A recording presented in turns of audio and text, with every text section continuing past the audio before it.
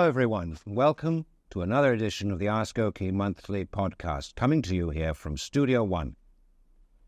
We're very pleased to see you all, or we would be rather if we could see you. And I'm joined by the Prof, as you know him, Okey, as some of us know him. And we're going to talk about various things this evening, one of them being skinny pants, another being a new piece of cloth that will eventually become a magical AskOkey creation, and we'll also talk about the rather fraught topic of fit and style and size, which has been coming up a lot on the social media. So right away then, Prof, welcome. And how have things been in the AskOkey universe since we last met? It's been eventful. I think eventful will be the right way to characterize it. Very, very eventful the last few weeks, I should say. Good. Such as? Well, I mean, we've featured a number of reels focusing on fit. Yes, yes. Yes. We've talked about everything, fit of the coat, jackets. I mean, this is a perennial subject. Yeah. This is the foundation of this channel. I mean, we've talked about fit from the beginning. However, beginning at the turn of the year, we focused specifically on, say, specific trouser fit or coat fit. And the reels seem to have stoked a lot of controversy. Right, yes. Between those who, the adherents of the Drape fit, or sort of the looser classic fit, and the more, shall I say, contemporary slim fit trousers. And right. I was actually taken aback by the measure of, or the spirited nature, to put it very politely. Yes. I was taken aback by the spirited nature of the debate or the discourse. So yes. It's been exciting. Sometimes it's gotten slightly out of hand and I've had to call time. Right. But on the whole, I think it's been very constructive. So you're churning up some emotions out there, obviously, or some opinions at any rate. Well, so it seems with the collusion, I should suggest, of our media team who puts together the reels. Sure. And I think the reels become even more, shall I say, dramatic because of the accompanying what we call the B-rolls. Right. So the illustration. Right. When we talk about a specific issue, you use sort of graphic illustration. Godzilla, for example. Godzilla, for instance. Yes. So I think the Godzilla thing was really, really a big deal. I think it's got 6 million views now. Yes, it has. Yes. And I think it's not so much the content of my delivery. I think it's the way our media team is able to communicate the ideas that I speak about by using images and other short videos or what we call B-rolls. So I think a combination of all of that combined to create a cocktail that makes for a very lively conversation. Good. Well, we want to keep it lively. And at the same time, if there's any useful advice that AskOkey in general can impart to the audience, that's always a plus. What I find very curious is that people talk about, or they comment about, the AskOkey aesthetic, or the AskOkey design principle, and they compare it to the 1940s. Now, I remember the 1940s. They weren't like AskOkey. I would have said if there was a decade that the AskOkey design kind of resembles, it would be more likely to be the 80s, particularly the mid to late 80s, than it would be the 1940s. And I don't think there's anybody commenting on YouTube or Instagram who actually is old enough to remember the 1940s. And clothes in the 1940s, everybody, please listen to this, and listen very carefully. Menswear in the 1940s did not look like what Okey wears. Now, you can take it from me. You can go and watch old movies on YouTube or Blu-ray or wherever you watch them, seriously, there's a difference.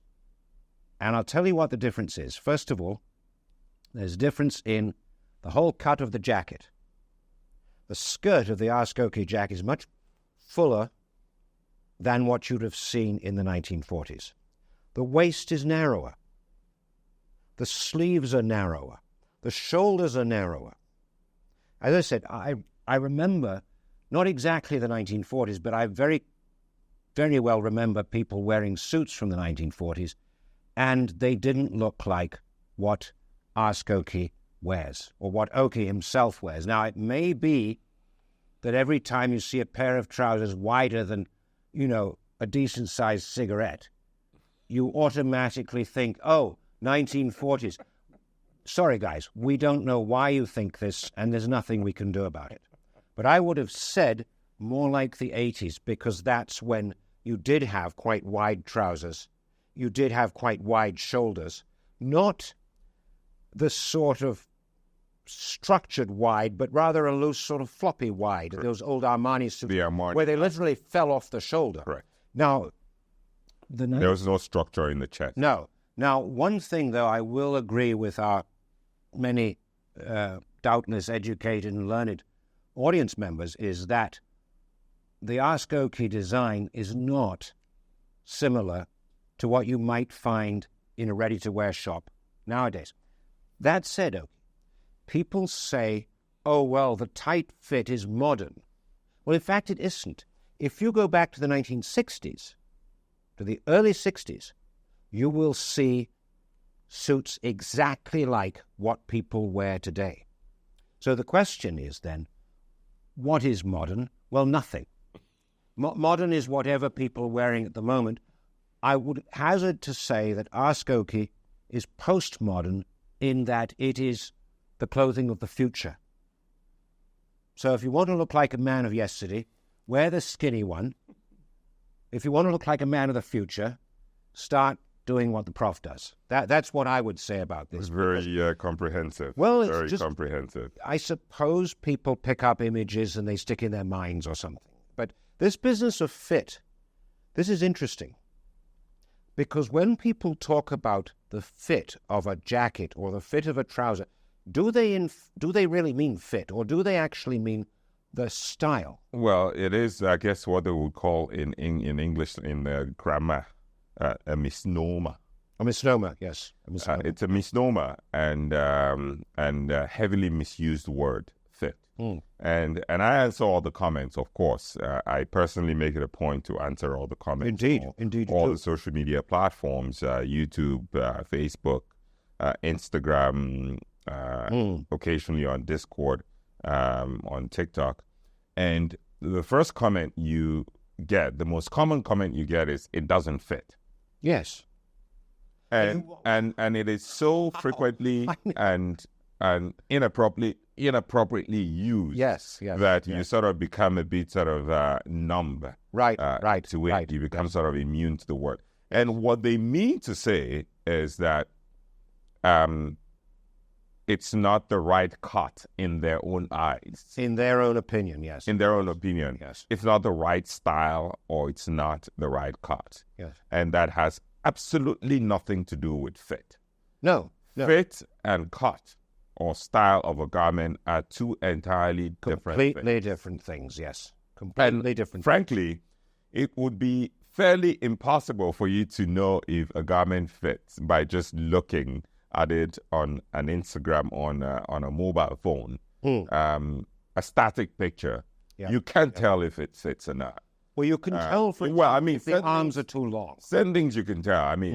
That's not really fit. Again, that's aesthetic. So what is fit? Fit are the things that accommodate your motion. In a garment. Right. Yes. Fit is basically means that a garment fits, means that you're able to function in that garment. So fit is a very mechanical term. It is not an aesthetic term. No. Am I making sense? Yeah, perfect sense. It is a mechanical term. It is not an aesthetic thing. They're two completely different things. Yes. Style and cut is aesthetic. Fit is purely an engineering or a mechanical issue. And I'll give you an example. So, fit of your pair of trousers, right?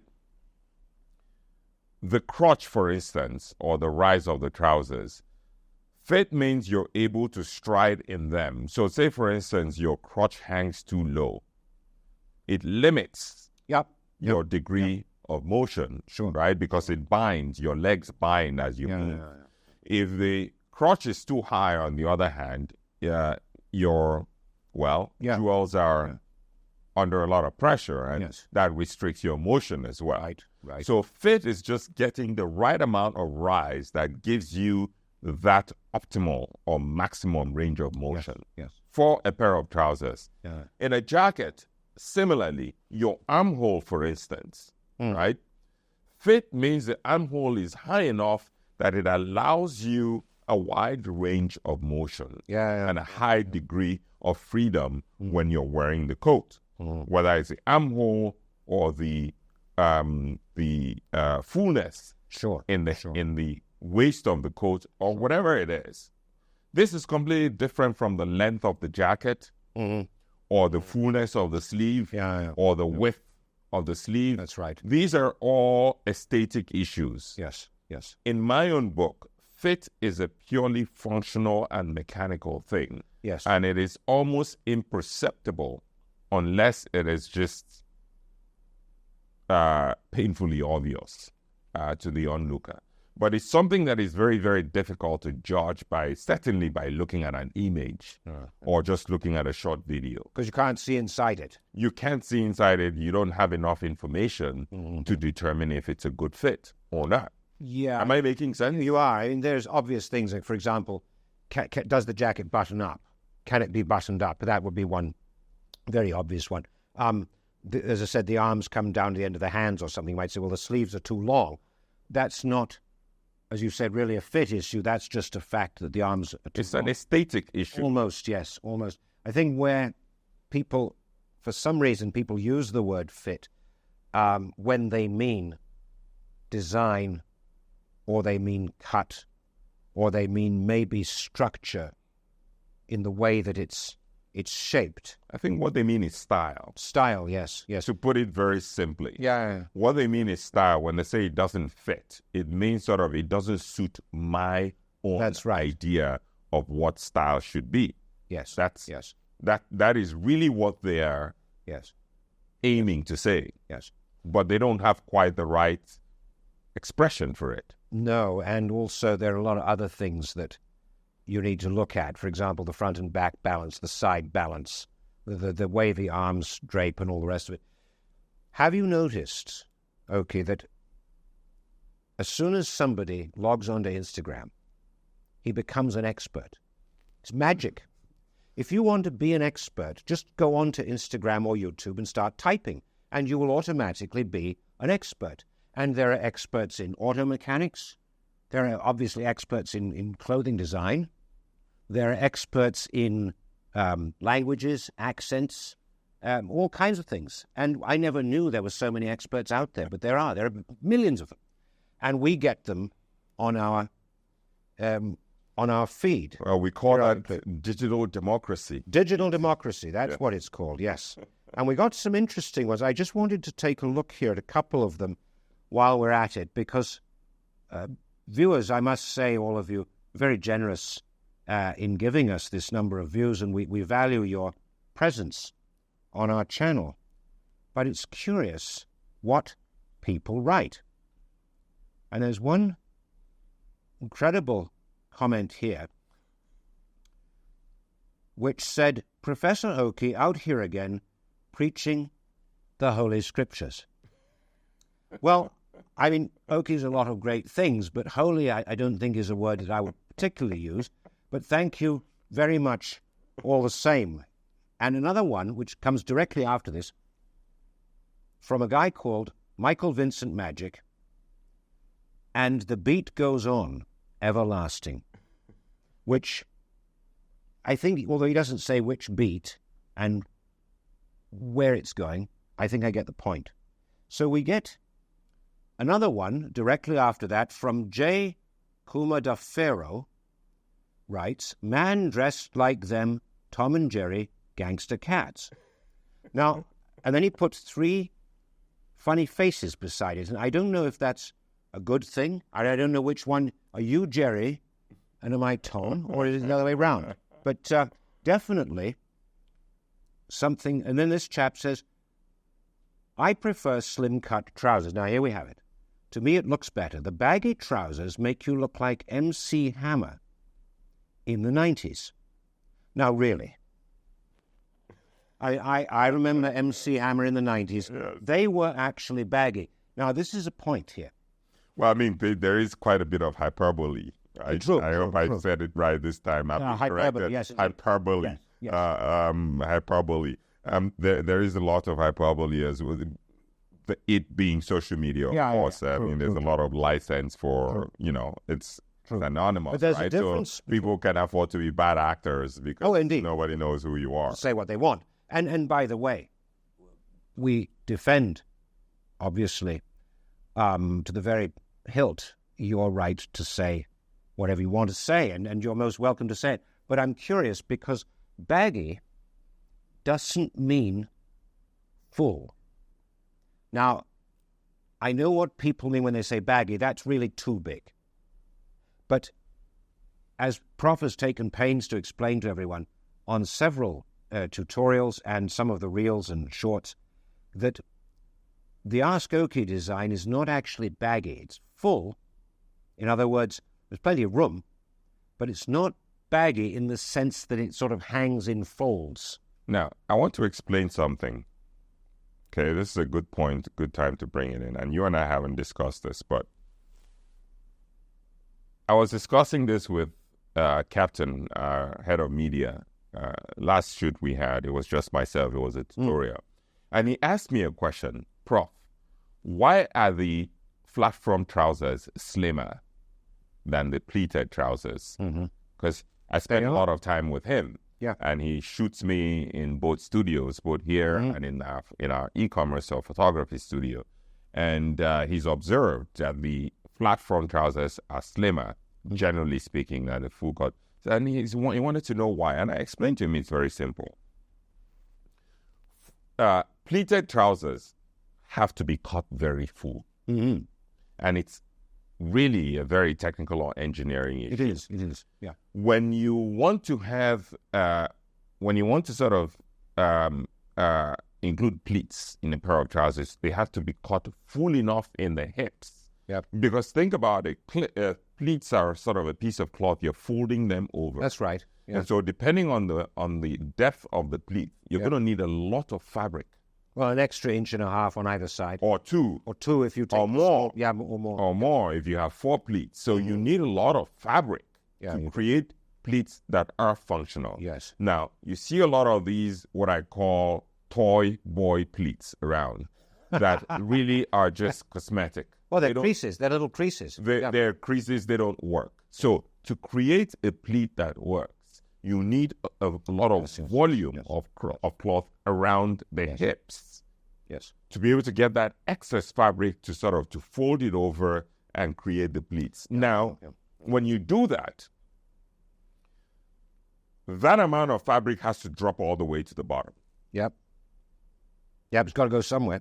You have to keep it uniform and balanced from the hip. Yes. I mean, obviously, it's going to be some taper, right?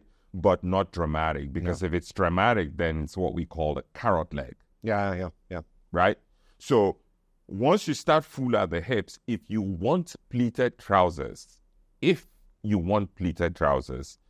has to be cut very full at the hips to accommodate the architecture of the pleats themselves. And that means you're limited as to how much you can drop the width of the trouser, beginning at the hips all the way to the bottom. You might be able to taper it about 1 inch between the hips and the knee, and maybe another inch between the knee and the hem. So it has to be very subtle. The taper has to be very subtle, which means invariably you're going to end up with full cut trousers. Whether you like it or not. Whether you want it or not. If you want proper pleats that work, you are going to end up with full cut trousers, full stop. Yeah. If you want flat front trousers, of course, you don't need that much room around the hips and the seat, right? And that's where you can get the slimmer fit. Absolutely. So you start out with a smaller circumference at the hips. And that way, you have more room to taper, of course, the trousers from the hips all the way to the bottom. Yes. And that is the reason why a lot of the drain pipe trousers you see, of course, are flat front. They must be. Because you can do that. They have to be. But when you see, quote unquote, some of these, especially, and I hate to really bring this up, but I see some Italian tailors. You can say it. You can say it. I see some of these Italian tailors and some of very, very popular ones. I'm not going to call names, but you see them making this really gum pipe trousers and they put pleats on them. And right from the top, the pleats are gaping. Yeah. And they have to gape because it's just not enough fullness. No. So, these are what this is, we haven't discussed this before, but, I spent some time explaining it to our media personnel here that is the reason why we cut our pleated trousers full, because there is no other way to do it. Yes. There's simply no other way to do it. No. You cannot have a slim pair of trousers if you want to have functional pleats. No, I mean, it's just not, it's technically an impossibility. You could probably... Am I making sense? Oh, yeah, 100%. You could probably get down to about an 8-inch hem, I would think, depending how big you are at the top, because that's another thing. If you're wide in the waist... Even if you're not wide... Even a bigger... If an 8-inch hem is 16 inches, right, circumference. Mm-hmm. That is quite small. It is, yes. That is quite small. If you're going to have a lot of fullness, even for a short guy, even for a short guy, I mean, I have customers who are 5'3". Yep.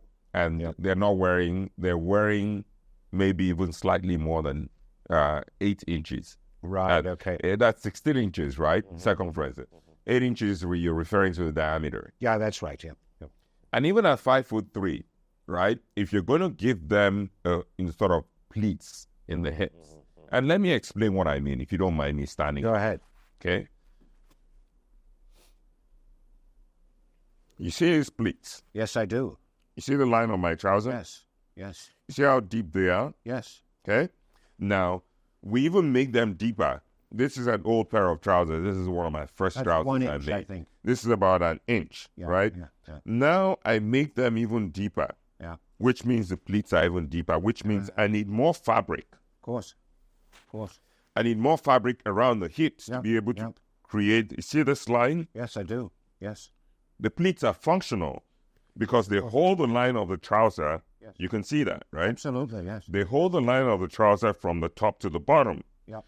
What happens with this cosmetic pleats you see with thin trousers or skinny trousers is they open from right here. Yeah. Because there's just not enough fullness. There's not enough fabric. 100%. So they just sort of, there's a pleat there and then it just gapes right away. Looks silly. To have this here, you need this fullness. Of course. The cloth needs to hang. Yes. Literally from your shoulders. Yep. And that's why we wear them with suspenders. That's right. The job of the suspender is to hold this cloth and to put enough tension to allow the pleat to do its job, which is to give you this line. And that's why, Oakley, when you get... And so when you have these trousers with shallow pleats, it's not a real crease. It's just a pressed line. A real crease comes from the pleat itself. Yes. And to do that, the pleat has to be deep enough. Yes. Am I making sense? 100%. Well, I think the funny thing about the drain pipes is that the stovepipe trousers, as my father called it, is that you can have stovepipe trousers that actually fit, have a fairly full cut in the hips and then come down. And in the 60s, that's what you had. But the funny thing is the short ones, where men have them and they're short. They're about 4 or 5 inches above the shoe. Now, maybe it's my age, and it very likely is, my age being not in the triple digits, but working its way up there. And perhaps if I were good many years younger, I might see the point of those very narrow, short trousers. I have noticed, by the way, some people wear them with white socks. Now, that really is pushing it, guys. But the funny thing is not only the drain pipe, but also the short ones. And when you look at those pictures of Petey, you know, this Petey Womo, that fashion show. Yes. And you see men who must be 80 wearing these short drain pipes. And you feel like saying, come on, fellas, you know, dress your age. In fact, that's one point I was going to bring up is shorts. And I don't mean YouTube shorts. I mean short. Yes. What is it that makes men aged about 60 feel that they have to wear shorts in public? It's extraordinary. Well, Pete, you know, now we're getting into a cultural discussion. Okay. And I've learned a lot over the last few weeks. This is cultural warfare. And you would be shocked at how passionate and spirited a lot of people get over something as simple as a pair of trousers. It is almost, I mean, literally, I was taken aback. The first of those reels, I've sort of become a bit immune to it. Yeah. But just the response, you know, some of them are just outright anywhere from fiery to just sort of lewd. People's sensibilities are triggered. Yes. And what I surmised is that there's this, it's not a bias, it's almost kind of, you know, I get a lot of comments like, oh, you make clothes for old men. Anytime I show up with you, for instance, oh, that's his typical client, he's an old man. Yeah. And, you know, sort of, it's almost sort of, I say, okay, guys, can you come up with something a bit more creative? Yeah. How many times are you going to tell me that I make clothes that look like I make clothes for an old man? Because you've read it over, I mean, some of these things have like 7,000 comments, right? Yes. Seven, you know, one of those reels has like almost 10,000 comments. So, you know, it's a common retort. People say, oh, you look like an old man. You look like you came from 1890. You look like you came from 1560. And so there's a stigma. There's a social stigma to age. And it's nothing new, of course. Yeah. We've all known sort of age discrimination is a thing, is an issue. Yes. Just like sex, you know, just like gender discrimination or race-based discrimination. There is an ongoing conversation about sort of age discrimination. And in the general social context, I mean, people go to great lengths to maintain their youth and virility. Right. And that's why we sort of have plastic surgeons. Yes. And, you know, all sorts of things. People would do anything to hold on to the appearance of youth. Okay. And so it seems to be almost a slur. Right. When people, they mean to slur or they mean to insult you when they say you're old. Right, okay. Which I find quite strange because one of the followers, you know, people get into fights in these comment sections, right? I mean, sometimes I just say, okay, I'm going to step aside. I'm not going to get involved. But people get into real fights. And I remember a young man specifically saying something about, oh, you look old, or that looks old, or that looks, you know. And there was an elderly lady, also a follower, says, you should be so lucky. Because there's only one alternative to getting old. Are you following? Yes. So, and I'm sitting and I'm watching these conversations and I'm absolutely having a ball, right? And but there is a deeper issue here. I mean, people, this is a cultural battle. And I think the younger people feel like they're being somewhat, not disenfranchised, that's not the word for it, but they feel they're being lectured. Okay. And so there's sort of almost sort of a resistance, almost sort of what do you call it again? A rebellion. Right. Okay. You know, there's an element of rebellion there. Don't tell us what to do. Right. Okay. And so even when the message means well, and even when the message is constructive, I think that there's a lot of it that really impinges on the sensibilities Yes. of the younger ones, where they don't even want to take the message because they feel like, okay, the battle line is drawn. The old guys are over there. We're over here to defend our turf. Right. And so, the debate itself is lost. Am I making sense? I know. Well, The debate itself is lost, and it becomes sort of an age, or sort of an age or era. I mean, people have called me. I mean, listen, I can. The adjectives would fill a whole, right? I've been called a tax collector. I've been called Museveni. I've been called a boomer. I mean, all sorts of names, right? But the whole point, it all sort of points in one direction, is that they feel like you're on the other side, right? And that you cater to the tastes of people who are not us. Indeed.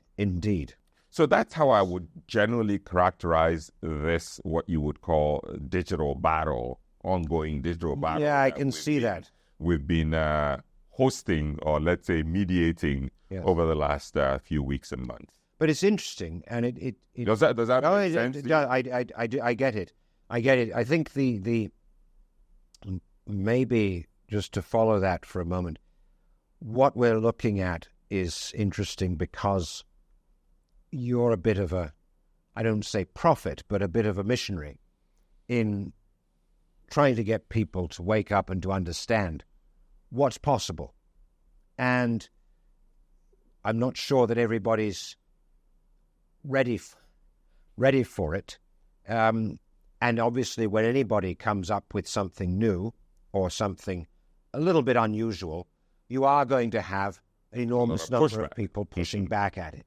And, of course, this raises another point, which is that, and I think we would both agree on this, that looking well and wearing things that are well made is for everyone.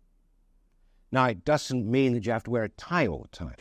And perhaps people are thinking that, we want them to look as though they're in an office all the time, which, of course, nothing could be further from our minds. Speaking of that, this is not the sort of jacket that you would wear to an office. Oh, certainly not. It looks, if I may put this way, like a coat that's been cut down to size. I remember reviewing this cloth with you a few months ago, and I remember we were saying, is it going to be a coat, or is it going to be a suit, or a jacket? And here it is. It's a jacket. Actually, it's not. It's something that looks similar, but it's not this one. Ah, okay. I know the one you're talking about. It's very similar in scale. The checks are slightly larger because it's a coating. Okay. And I think the debate was it was initially acquired as a coating, but you were suggesting that it could also work as a jacketing. So it looks very similar to this, but it's not this one. But this is also something that could potentially work as a coat just because of the large scale of the checks. Yes. And what is it? It's wool. It's tweed. It's basically, lamb's wool. It's a tweed. Basically, you can touch it. It has sort of a bit of a fine hand to it, but effectively, it's a tweed. It's about it's quite heavy. I would reckon about 450 grams. I mean, it's still winter, right? It's still very cool outside, so very wearable in this particular in this climate. Sure. But this, I remember, I must have acquired. Might have been from London Lounge years ago. Right. But it just tailors spectacular. I mean, I knew it would tailor really well, and it really came out very well. Well, it's got enough heft to it that the tailor can work quite a lot with it. Do you know what I mean? And tailors at least tailors have told me, that they prefer the heavier cloth because you can do a lot more with it. With the shaping. Especially with the hammer, what we do. Especially with what we do. Cuts. Yes. Especially with what we do. And when they come to use the hammer, and stretch it on the ham, they want a heavier cloth because it'll take a lot more stretching. Absolutely. Yes, interesting. And everybody, just notice while we're at it, if you don't mind, the light blue shirt. Now, some of you might be thinking, well, blue and brown, not quite. Actually, you need a little bit of color. Too much brown, you're going to look like a patch of sand in the desert. So We want a little bit of that light blue. And the light blue is almost turquoise, Oki. It's actually sort of a sky blue. Sky blue, yes. So we want a bit of contrast, and that's what we get. Now, I've been looking at this cloth on Oki's table, and I thought I really want to find out what this is. It's extraordinary. First of all, it must be 1/8 of an inch thick. No, seriously, 1/8 of an inch thick. And it's not sure if it's a flannel. This doesn't feel like, it feels like a worsted flannel, but it's very definitely something unique. And why do I say that? Because the pattern, and if we can get a close-up image of this, the pattern looks very similar to what we raise it, actually. I think your camera should be able to pick up. There we are. The pattern looks very similar. So you can just raise, just sort of raise. Piece. There we are. There we go.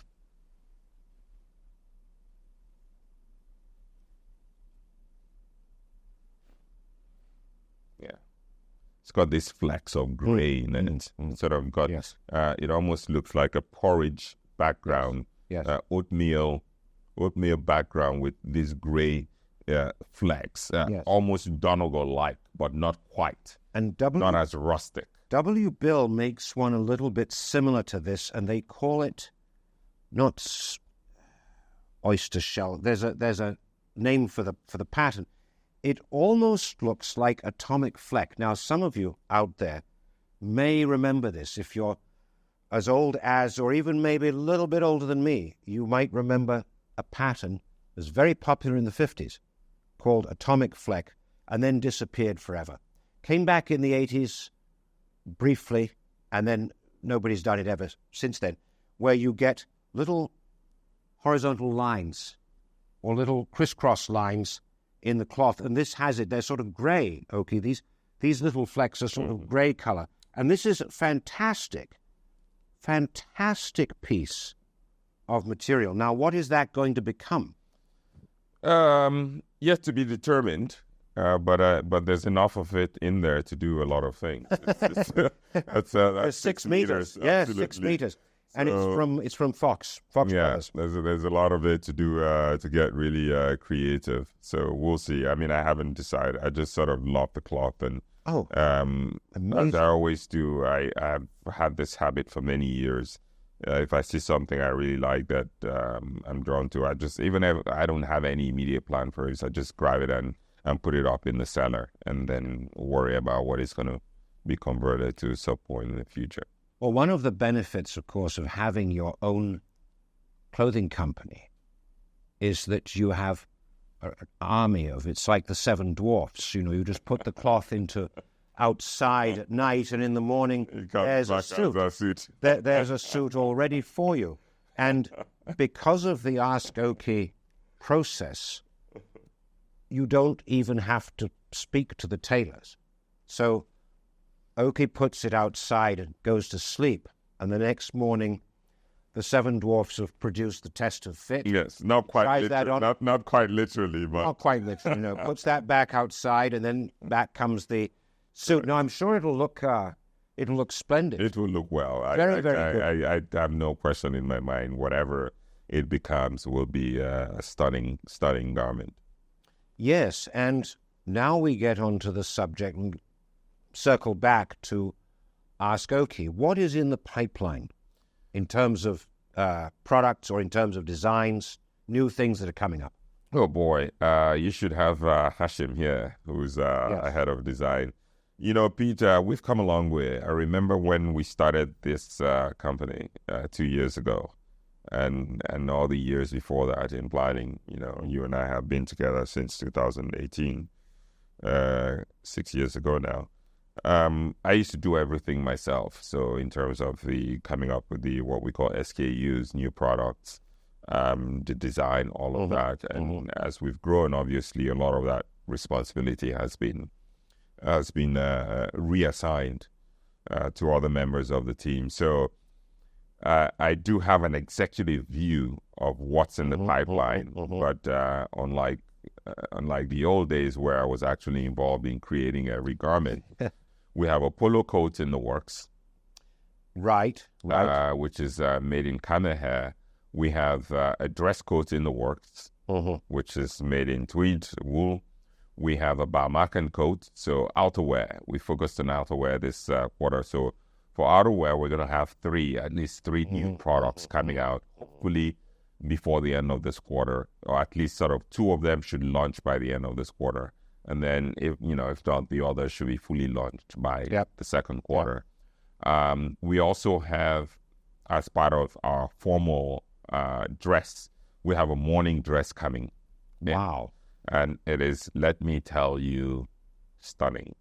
Now, okay, who's going to wear morning dress? Well, I will. Well, obviously you will, yes. But, morning dress, I think it's one of those underutilized or underestimated items in a man's wardrobe. If you own a tuxedo, you should own a morning dress, period. Right. And every man owns a tuxedo. Right? Yes. Because that is the only thing they know to wear outside of a regular lounge suit when you're going to a formal event. So you see people wear tuxedos to a morning wedding, for instance, or a daytime wedding. Yes. Okay, that is just plain wrong. Right. So if you had the choice, the proper thing to wear to a daytime formal event, such as a wedding or any other such event, would be a morning dress. A morning dress. A tuxedo should be worn only after 6 p.m. Right. So if it's an evening wedding or an evening event, of course, you're welcome to put on your tuxedo or dinner suit, which is the more technical term. And, of course, AskOkey has a new dinner shirt, I think. Dinner shirt. We have a dinner suit. It's already out. So we have it out on the website already. We have different, we have a formal dinner shirt. We have sort of a semi-formal dinner shirt. We have a dinner jacket. We have several dinner jackets. We have a dinner suit in single-breasted, in double-breasted. Yes. Not only in double-breasted, but we have it in 4x2 and we have it in 4x1. So we have a complete suite of evening wear. Literally anything you can sort of conjure for the evening, we have launched. And so the morning dress, which we're launching shortly, would be to complement that formal wardrobe. And you don't need more than one of each, really, technically speaking, a dinner suit, maybe a couple of dinner jackets, and a morning dress. And a morning dress sort of fills that gap for formal events during the daytime that are before 6 p.m. And then you're fixed. And the coats, the polo coat, by the way, everybody, if you've seen a film called The Outfit that came out a few years ago about a tailor in Chicago, there's a polo coat in that film made of the same camel hair fabric that Okey's using for his polo coat. In fact, the tailor in the film, I can't remember his name now, I think he makes the coat in the film. Certainly one of the characters wears one. And it's that same camel hair fabric from Harrison's. Now, the dress coat is a sort of overcoat for the office, I take it. That is correct. It's sort of a dress coat, meaning sort of is worn over a proper suit. Over a suit. A business suit. It could be a business suit. It could be a casual suit. Right. But a dress code is something, it's slightly smarter. So if you look at the designs, right, obviously I was involved in the design. The camel coat is sort of what you might call, think about what a polo coat is. Right. A polo coat was worn by polo players. I am not a polo player, but I know enough about the history of polo. They would come off the pitch and they would throw blankets because it would be a bit cold. And so to keep warm, they would throw sort of a warm blanket over them, usually made in camel hair or some kind of wool or some kind of thing. And a polo coat was created to substitute or to play the role of a warm blanket. So it's structured as a loose garment. It almost feels like kind of like a blanket, really. Right. And I get this comment all the time when I showed the prototype on the internet. People are like, oh, it's too big. Oh, the shoulders are too big. It's too big for you. Like, well, it's supposed to be too big. It's supposed to be a generous cut. It's supposed to be big, so it fits big. A polo coat fits big because it's supposed to be very comfortable, something you throw in very easily, and you can take it up very easily and get back on the horse, right? So that is the whole point of a polo coat. Of course, now it's become sort of something of a style accessory. So it's slightly more tailored. But still, point being that it should fit a bit more generously and more loosely. It's not it doesn't fit like a dress coat. A dress coat, on the other hand, which we're also making, fits slightly closer to the body. Is it double-breasted? Double-breasted, of course. And then the Balmacan coat, what is that? A Balmacan, usually, basically, it's sort of an even more casual coat. So it usually comes in a raglan sleeve, which means it has zero structure. A Balmacan, it's a piece of cloth. It's a blanket. Right, okay. Really. Yeah. It really is a blanket that is sort of pleated and sort of sewn as, it's almost like a gown. And then you have a belt. Right. At the waist to give it some shape. Right. But it's just basically, it's a loose piece of cloth. And it is meant for the most casual of outfits, usually like a country suit. Something like a tweed suit in the country, or a corduroy suit in the country, something very casual. You certainly would seldom see a Balmacan coat in the city, as they would say, as they used to say. But a dress coat you could have. Yes. Dress coat is a city coat. And the dress coat, you said it's going to be made of tweed.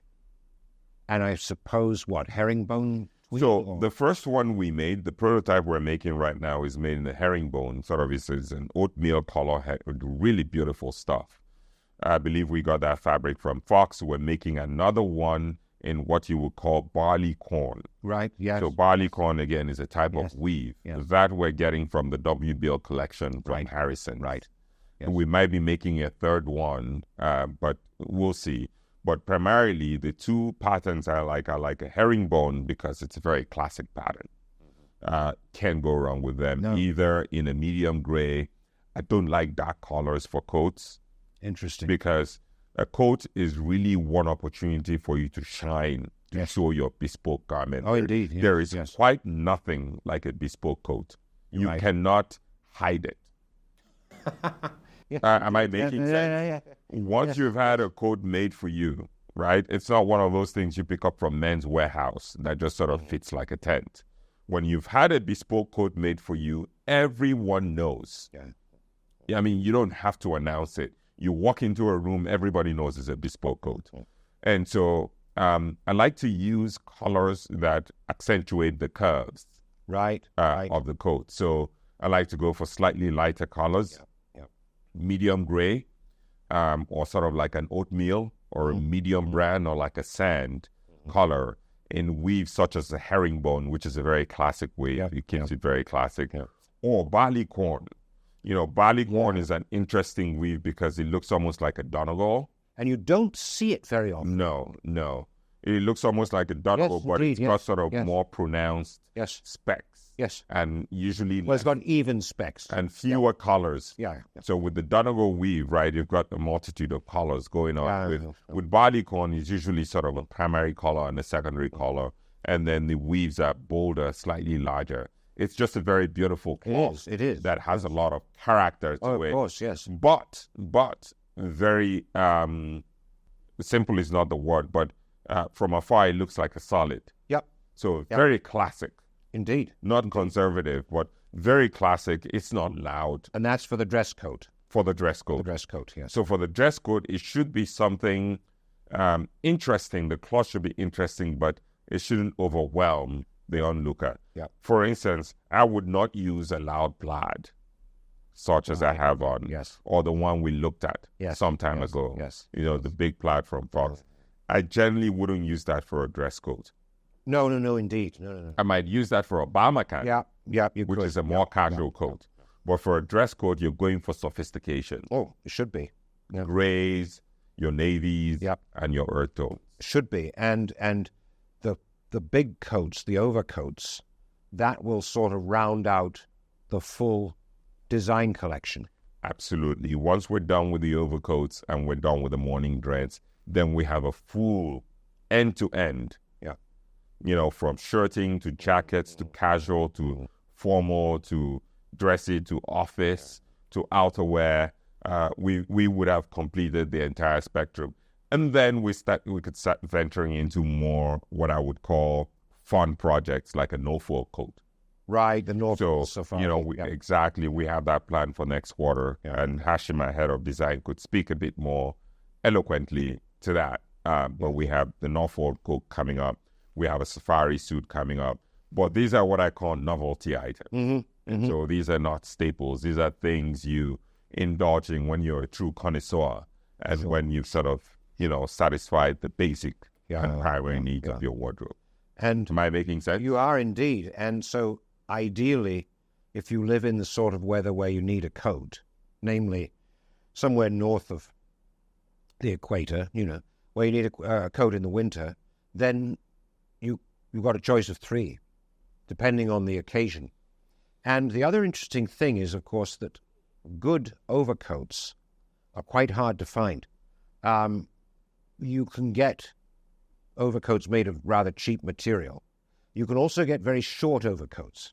And I noticed when I saw the initial illustrations of the AskOkey overcoat that it's going to be quite long. So, as always, when we talk about products here, we're not talking about things that you can come into a shop and buy. When we talk about products, we're talking about prototypes that we've done, designs that we've... Oh, God, Pete, this is one of my pet peeves. You know, seeing those shorts, again, I really, really hate to. It's not, I really kind of taking a piss at Italians. But I just, it really gnaws at me to see those coats that are cut. Yeah, I know. At the knee, I know. Or above the knee. Yeah, it just looks absolutely ridiculous. Yes. It's meaningless. Yes, it is. A coat is meant to provide warmth. Yes. And so you see these coats that are called, they look like a mini dress, or they look like a lady's dress. Well, they look like a pea, what we used to call a pea jacket. A pea coat. A pea coat, but a long pea. But a long pea coat. I know. It doesn't make sense. Not one and not the other. And then when you look at the basic architecture of the garment, right, it's basically like they take a double-breasted jacket and they just sort of give it length. Because think about it again from a design standpoint, and this is a rabbit hole. I'm not gonna drag you down this rabbit hole. But from a design standpoint, when you design an overcoat, the button stance, right, is lower. Yep. It's dropped. Yes, of course. Yes. So it's not a double-breasted. It's not a long jacket. It's not a jacket with sort of an extended skirt to it. Mm-hmm. No, a coat is different. And so when I see a lot of these coats, what they call overcoats, right? They're basically someone takes a double-breasted jacket pattern, and just sort of lengthens it and say, oh, we have an overcoat. No, wrong. You don't have an overcoat. What you have is sort of is a double-breasted jacket masquerading as a coat. And on that happy note, everybody, on that I would call very firm conclusion from the Prof, we must sadly leave you. Thank you very much for joining us. And once again, thank you to everyone who follows us, who subscribes, who writes comments, whatever those comments may be. We're very grateful. You make it all possible. Goodbye now. Pete, this has been quite a fiery one. It has, very indeed, exciting. yes. Actually, I would say one of the more, I thoroughly enjoyed this one. Good. Glad to hear it. Very glad to hear it. Thank you for having me. Most welcome. Thank you.